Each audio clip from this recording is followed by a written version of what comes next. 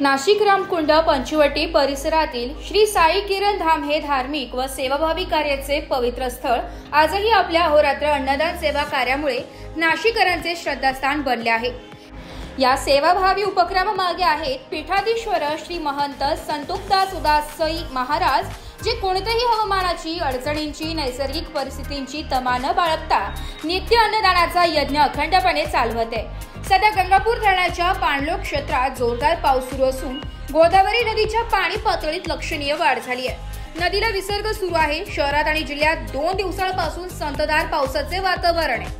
तब्बल 7 धरणे 100% भरली असून 13 धरणातून विसर्ग सुरू आहे। या प्रतिकूल हवामानात देखील श्री महंत संतोखदास उदासी महाराज साई किरण धामच्या माध्यमातून दररोज अनेक गरजू आणि भक्तजनांना भोजनदान करीत असतात।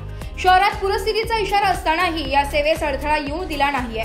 महाराजांच्या नेतृत्वाखालील साई किरण धामचे कार्यकर्ते अहोरात्र सेवेत गुंतलेले गरजू, भाविक, साधू संत व परिसरातील नागरिक यांच्यासाठी अन्नसेवा शुद्ध सात्विक भोजनासह प्रेमाने दिली जाते।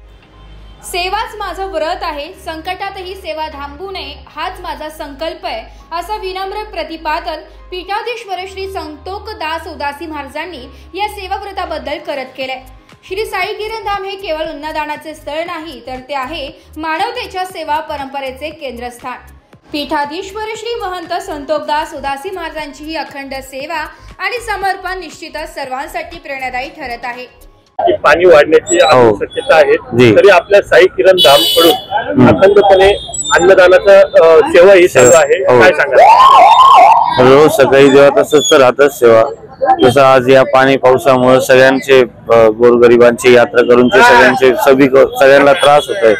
त्यानिमित्ताने प्रसाद पण पुढे घेऊन सगळ्यांना सेवा खंड ही बाबांच्या कृपेने, गंगामाईच्या आशीर्वादाने सगळ्यांना ते दररोज चालूच आहे। मागे देखील पूर आला होता, आपण कसं प्रसादाचे वाटप केले त्यावेळी? तसं पण पॅकिंग मध्ये पण आणि प्लेट मध्ये पण, जे लोक टिफिन वगैरे आहे त्यांच्याकडे ते पण, आणि फूड पॅकिंग करून पण मंदिराकडून सगळ्यांना बसवून स्टीलच्या प्लेट मध्ये व्यवस्थित तिन्ही हे करून। ब्युरो रिपोर्ट, नाशिक लोकशाही न्यूज, नाशिक।